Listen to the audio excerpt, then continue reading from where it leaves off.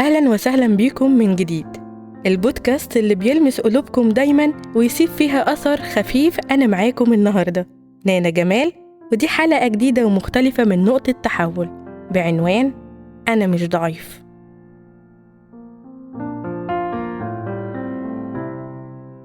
في لحظة كده بتحس فيها إنك مش قادر تقوم، مش عشان كسلان ولا عشان ملكش طموح، بس كأن في حاجة تقيلة قوي شدك لتحت ومحدش شايفك. الناس حواليك بيقولوا شد حيلك، كبر دماغك، انت بس بتفكر كتير، بس ولا حد فيهم قدر يلمح انك بتغرق وانك بقالك فترة بتتحمل فوق طاقتك. خليني اقولك حاجة، لو حسيت انك موجوع، لو حسيت انك تايه، ده مش ضعف، ده إنسانية. المشكلة مش في إحساسك، المشكلة إن المجتمع بيقولك عيب تبين ضعفك، وبيكسرك لو طلبت مساعدة، بيخليك تلبس قناع وتضحك وانت من جوه فاضي. في الحلقة دي مش هنهرب من السؤال هو أنا ضعيف؟ بس هنقلب المعادلة ونسأل هو أنا أصلا محتاج أضعف عشان أعرف أقف من تاني؟ هنحكي، نتكلم ونتصالح مع اللي بنحس بيه من غير حكم، من غير خجل. هندور سوا على أبواب النور اللي لسه مفتوحة جوه كل واحد فينا. ما تنسوش ويلا شاركوني بالقصة، امتى آخر مرة سمحت لنفسك تبقى ضعيف؟ كانت امتى؟ وهل جربت تسامح نفسك بدل ما تحاكمها؟ ابعتولي على الانستجرام mindmind1515 أو على الفيسبوك بالعربي ربع ساعة عقل مع نانا جمال.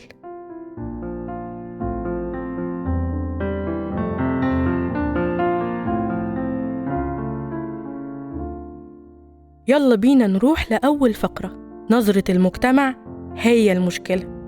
الناس بتتقبل فكرة إن جسمك يمرض، بس مش بتتقبل إن نفسيتك تتعب. يعني لو قلت أنا حرارتي عالية، ربنا يشفيك. لو قلت أنا مضغوط أو مكتئب، هيقولوا لك ده كلام فاضي. ليه التعب النفسي لسه بيتقال عليه دلع أو ضعف إيمان؟ ليه عيب تقول إنك بتروح لدكتور نفسي وكأنك بتعترف بجريمة مش بطلب مساعدة؟ إحنا محتاجين نغير الفكرة دي. الصحة النفسية مش رفاهية، دي أساس حياة. فقرتنا التانية بتقولك أنت مش لوحدك. لو بتحس إنك الوحيد اللي بيتكسر جواه، فأنت مش لوحدك. في ملايين بيضحكوا كل يوم وبيرجعوا يعيطوا بالليل. في ناس بتصلي وبتحاول وبتتعب وبرضه بتتوجع. مفيش حد في الدنيا دي مش بيقع، بس في اللي بيعرف يطلب مساعدة وفي اللي بيتكتم لحد ما ينفجر. طلب المساعدة مش ضعف، ده أكبر علامة إنك لسه بتحاول. إزاي أقدر أساعد نفسي لما الدنيا تضيق؟ جرب تعمل حاجة واحدة بس لنفسك، حتى لو بسيطة. اكتب اللي حاسس بيه، روح لمكان هادي، كلم حد بتحبه، نام كويس، أو حتى خد نفس عميق وافتكر أنا مش فاشل، أنا بس تعبان وده طبيعي. مفيش علاج سحري، بس كل خطوة صغيرة بتقربك من نفسك وبتقولك أنا لسه هنا ولسه هقوم. لما الدنيا تضيق ساعات بيبقى أصعب حاجة تعرف تبدأ بيها، بس الحقيقة الدعم الحقيقي بيبدأ بخطوة صغيرة. خليني أحكي لكم قصة. وسام كان شاب طموح، لكن ظروف حياته ضغطته جامد وحس إنه خلاص مش قادر يكمل. كان كل يوم بيصحى ومش لاقي نفس يتحمل، وجواه دايما صوت بيقوله انت فاشل. لكن وسام جرب حاجة بسيطة جدا. كل يوم قبل ما ينام كان بيرجع يكتب في دفتر صغير أنا حاولت النهاردة وأنا فخور بنفسي عشان كده، ولسه فيا نفس أكمل. وبدأت الكلمات دي تفرق معاه، كأنها بلسم بيشفي جراحه النفسية شوية بشوية. وكمان لما حس إنه وحيد وقرر يتكلم مع صديقه المقرب حتى لو بكلمة بسيطة، وهي أنا تعبان، محتاج حد يسمعني.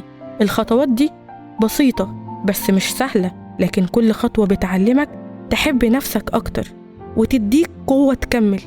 جرب تكتب اللي جواك حتى لو كلمة واحدة.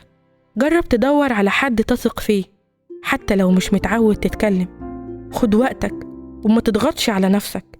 مفيش ضعف في إنك تعترف بالتعب. الإنسان خلق في كبد، يعني تعب ومشقة. إنك تبص لنفسك بحنان ده أسمى درجات القوة.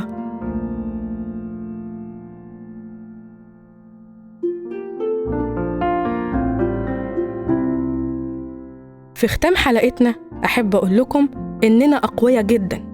كل واحد فينا في لحظة الضعف محتاج يشد نفسه بقوة ويقوم نفسه من جديد. خليك مصر إنك لازم تقوم عشان محدش يكسرك ويستغل ضعفك وعشان نفسك.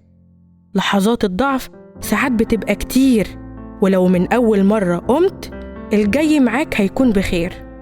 النهاردة كنت معاكم نانا جمال، وده بودكاست نقطة تحول. يلا أسيبكم تفكروا وتكتبوا وتسجلوا كل ألم وضعف حسيتوا بيه وطريقتكم في كسر النقطة دي، واشوفكم على خير الحلقة الجاية. أقوياء. سلام مؤقت.